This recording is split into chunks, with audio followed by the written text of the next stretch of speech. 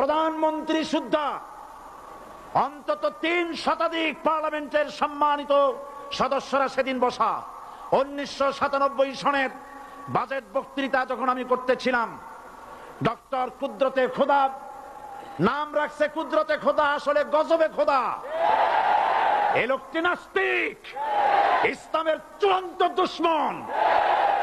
তার প্রণীত শিক্ষা ব্যবস্থার যখন সমালোচনা করছিলাম, ট্রেজারি বেঞ্চ থেকে আমাকে বলা হলো রাজাকার। আমি আমার সমস্ত শক্তি একত্রিত করে বলেছিলাম, শুধুমাত্র হিন্দুস্তানের রাজাকারেরাই আমাকে রাজাকার বলতে পারে। আমি বলেছিলাম ১৯৭৩ সন পর্যন্ত আমি বাংলাদেশের কোন রাজনৈতিক দলের নেতা এবং কর্মী ছিলাম না। আমি রাজাকার নই।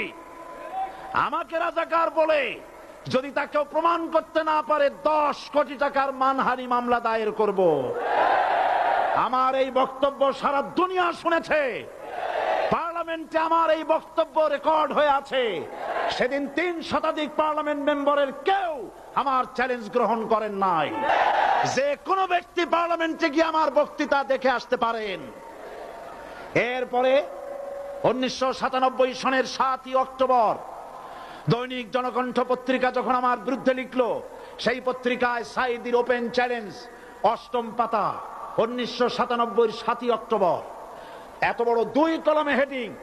সেখানে আমি বলেছি, বাংলাদেশের সকল সাংবাদিক, গোয়েন্দা বিভাগ, বাংলাদেশের সকল বুদ্ধিজীবীকে আমি আমার পিরোজপুরে আমন্ত্রণ করছি।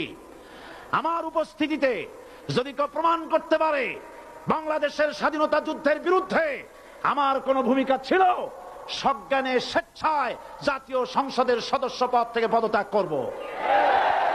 ৩ বছর পার হয়ে গেছে, আজ পর্যন্ত কেউ এই চ্যালেঞ্জের মোকাবেলা করে নাই।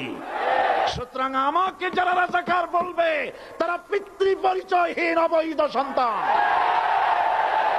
১৯৭১ সনের, শোনো মুসলমানেরা, ১৯৭১ সনের কোন কাদা সাঈদীর গায়ে লাগে নাই।